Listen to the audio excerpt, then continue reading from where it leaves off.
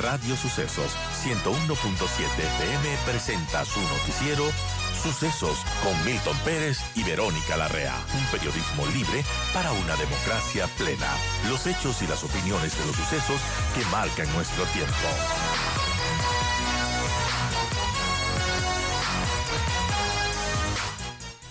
Estamos ya con el doctor Mauricio Alarcón, director ejecutivo de Fundación Ciudadanía y Desarrollo, justamente para analizar lo que está ocurriendo y lo que podría pasar cuando estamos sumidos en esta declaratoria de conflicto armado interno. Buen día, Mauricio Alarcón, gracias por estar con nosotros. Bienvenido a los micrófonos de Radio Sucesos. Y bueno, ¿cuál es su análisis de lo que estamos viviendo como país, de esta violencia que ha preocupado a la comunidad internacional? ¿Y qué podemos esperar de esta declaratoria de un conflicto armado interno? Buen día, Verónica. Un saludo para ti y para la audiencia de Sucesos. Estamos donde estamos, no por un golpe de la noche a la mañana, sino por una serie de acciones que nos han traído hasta acá. Yo creo que no hay un solo responsable, no hay un solo gobierno responsable. Creo que todos tienen parte de su culpa y hay que hacer más bien una evaluación, no con el objetivo de señalar a nadie con el dedo ni de responsabilizarlo únicamente, sino para Sí. entender principalmente las razones por las que hemos llegado a este punto y con ello encontrar las mejores salidas para recuperar la paz y la estabilidad en Ecuador. Así es, encontrar las mejores salidas. Ahora, ¿cuáles serán esas salidas? Es lo que no sabemos todavía y no sabemos qué alcance va a tener este decreto ejecutivo. De lo que hemos estado viendo en estos 2 días que tiene este decreto, ¿qué opina Mauricio? ¿Qué podríamos esperar los ciudadanos ecuatorianos en medio de esta tensa calma que estamos viviendo? A ver, creo, Verónica, que por primera vez en mucho tiempo vemos algo más de un decreto de estado de excepción y eso es importante.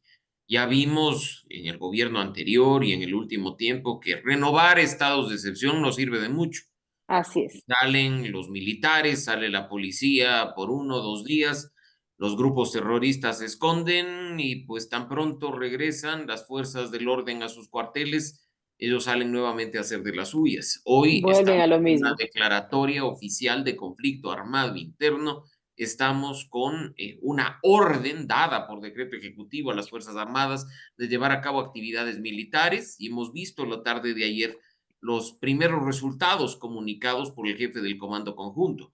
Este decreto, si bien está anclado al estado de excepción del decreto 110, tiene un tiempo en el que deberán implementarse estas acciones, tendrán que ser evaluadas, esperemos que hoy incluso con el tema de la unidad política y el apoyo desde las distintas instituciones se puedan lograr mejores resultados, pero aún es muy temprano para aclamar victoria, incluso considerando que con esta declaratoria con estado de excepción y demás, ha habido enfrentamientos, ha habido acciones brutales por parte de los grupos terroristas y pues esperemos que este tema no escale a mayores. Así es, eso es lo que esperamos todos. Ahora vamos a ver cómo se aplica. Yo quisiera preguntarle a Mauricio de la reacción que ha tenido Colombia, que bueno, no está muy de acuerdo en que Ecuador quiera repatriar a 1.500 presos a ese país.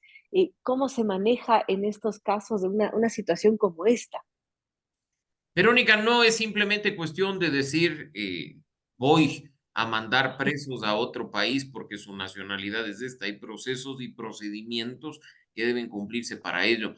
Declaraciones tan superficiales y tan banales como las dadas en los últimos días generan reacciones como la que ha tenido Colombia. Y no me refiero únicamente a aquello de, bueno, veamos si caben o no caben, sino que eso podría traer incluso consecuencias diplomáticas. Las Así es. acciones tienen que coordinarse entre países. Y por supuesto que lo dicho por Daniel Noboa es verdad. Y es importante que quienes estén detenidos aquí, privados de la libertad y que tengan otra nacionalidad, puedan irse a cumplir sus penas en sus países. Creo que eso incluso a ellos les podría resultar conveniente, pero las cosas tienen que hacerse de la manera correcta. Son procesos y son procedimientos que van mucho más allá de una simple declaración a través del micrófono de una radio. Claro, lo que entiendo es que Colombia está sosteniendo que no se puede dar lugar a repatriaciones masivas, sino que se tienen que estudiar cada caso individualmente, ¿no? Efectivamente, y eso es lo que señala la norma. Por ello es que hay que tener mucha cautela respecto de lo que significa llevar a cabo este proceso. Y ojo que estamos hablando de Colombia, cuando sabemos que los presos que están actualmente en nuestras cárceles, personas privadas de la libertad, centros de rehabilitación social, no solo son pues personas de nacionalidad colombiana, hay tantas otras Claro. nacionalidades que también deberán pasar por procesos similares, Verónica. No, no son 1.500 colombianos, son 1.500 personas de distintas nacionalidades y habrá que seguir procesos y procedimientos según la normativa vigente en cada uno de ellos. Bueno, esta noticia de la violencia en el Ecuador, lamentablemente, Mauricio, ha dado la vuelta al mundo. Los principales titulares de los diarios más importantes del mundo dan cuenta de lo que está ocurriendo en nuestro país. La preocupación internacional también se ha expresado, hay solidaridad. Y en un tema tan inédito, ¿qué podemos esperar, por ejemplo, de la ayuda que nos pueden prestar otros países? Algo se refería el presidente Daniel Noboa de que quizás Estados Unidos podría prestarnos algún tipo de ayuda. ¿Qué podemos esperar también de la comunidad internacional en ese aspecto? Verónica, yo creo que hay que partir de la autoevaluación.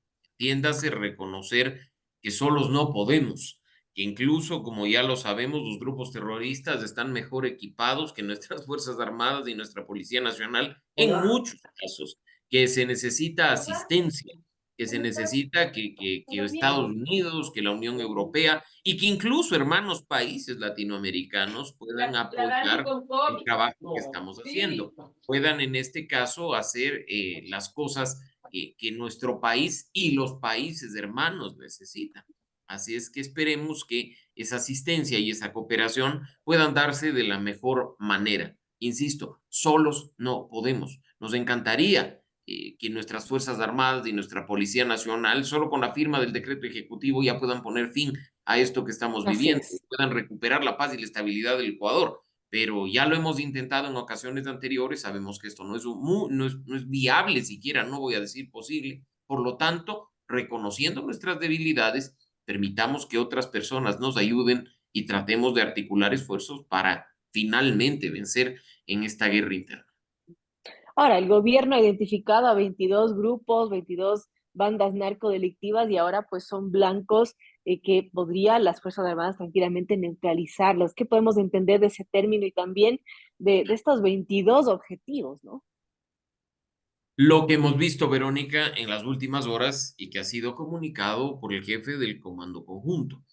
Hay ya una disposición directa que es llevar a cabo actividades militares. Orden establecida en decreto ejecutivo bajo las normas del establecimiento de este conflicto armado interno. Si ya tienes identificados además a los objetivos estratégicos, no les voy a dar otro nombre, que en este caso son esos grupos terroristas enumerados en el mismo decreto y cuya denominación en cuanto a lista podría incluso cambiar, como lo dice el mismo decreto, sobre la base de informes técnicos y decisiones del Consejo de Seguridad, pues en definitiva se está facultando a las Fuerzas Armadas a hacer el trabajo que hemos visto, detener a estas personas, por supuesto, sin violar el debido proceso, sin violar lo que esté establecido en la normativa vigente. Nos han dicho que hay cientos de miembros de estos grupos terroristas que han sido detenidos, en buena hora por ello.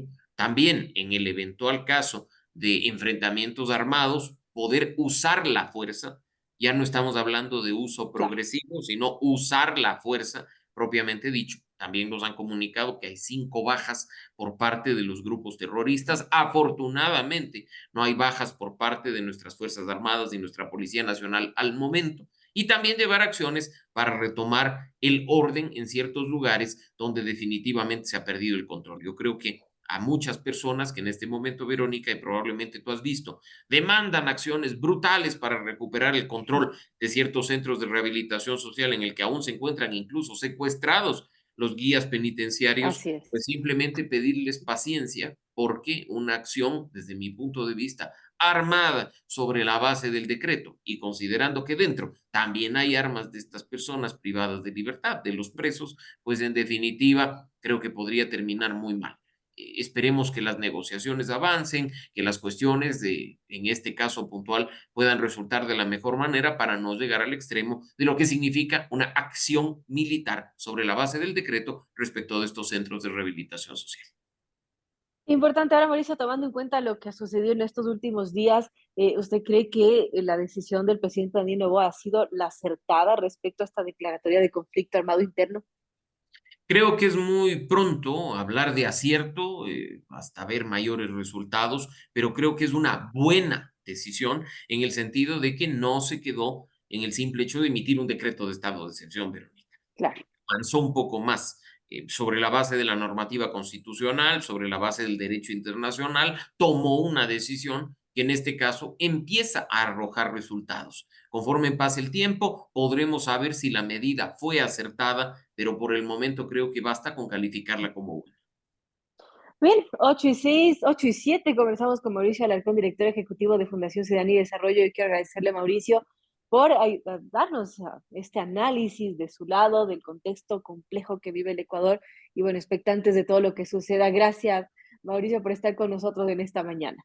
Gracias, Verónica. Un abrazo para ti, para nuestra audiencia y creo que es pertinente, nada más me tomo unos segundos, agradecer a través de Radio Sucesos las innumerables muestras de solidaridad que hemos recibido como país de parte de nuestros hermanos latinoamericanos y de otros países del mundo.